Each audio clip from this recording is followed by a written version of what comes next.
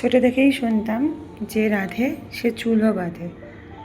তো তখন এটার অর্থ বুঝতাম না, এখন প্রত্যেক মুহূর্তে বুঝি। আর মা হয়ে যাওয়ার পরে তো আমাদের জন্য এই কথাগুলো প্রযোজ্য। নমস্কার, গুড মর্নিং। সকাল সকাল সব কাজ সেরে রেডি হয়ে নেওয়ার পালা, কারণ এখন অফিসের জন্য রওনা দিতে হবে। অনেকটা লেট হয়ে গেছে, তাই তাড়াতাড়ি করে রেডি হয়ে নিয়েছি। অফিসে গিয়েও কাজে বসতে হবে, অনেকটা কাজ পড়ে রয়েছে। পৌঁছে গেছি অফিস, চা খেয়ে একটু এনার্জি নিয়ে নিই, তারপর কাজ করব। সারাদিনে সব কিছু ব্যস্ততা কাটিয়ে এবার বাড়ি পৌঁছেছি। প্রায় 7টা সাড়ে 7টা বেজে গেছে বাড়ি পৌঁছতে। এই যে আমার দুই পোস্ত আর গুল্লি, এরাও আমাদের ফ্যামিলি মেম্বার।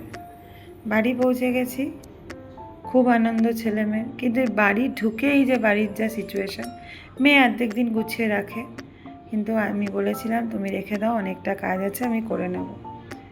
চা নিয়ে বসে পড়েছি। আমার মতো মানুষ যে চা খেতে পছন্দ করে, তার সবসময় চা খেলেই এনার্জি পায়। তো সেই নিয়ে তো কোনো কথা হবে না, চাটা খেয়ে এনার্জিটা গেইন। চলুন তাহলে সব কাজগুলো সেরে নিই। আজকের ভিডিওটা এইটুকুনি। আপনারা সবাই ভালো থাকবেন, সুস্থ থাকবেন। নেক্সট কোনো ভিডিওতে আবার দেখা হবে।